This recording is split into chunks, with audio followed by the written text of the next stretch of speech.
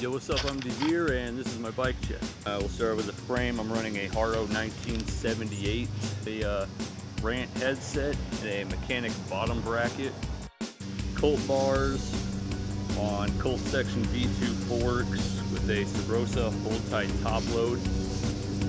Then I got ODI long neck grips with Alienation AA bar ends. I'm also running a Kink Mission front hub, female axle, laced to a Alienation Black Sheep rim.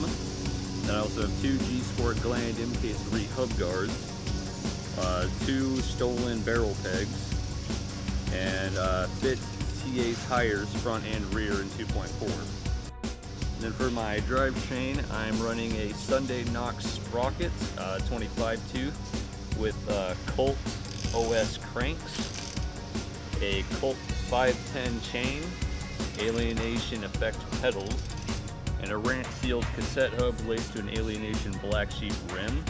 And I'm running two Sabrosa power pegs in the rear, along with a Kink drive side hub guard and a Primo DSG for my non-drive guard.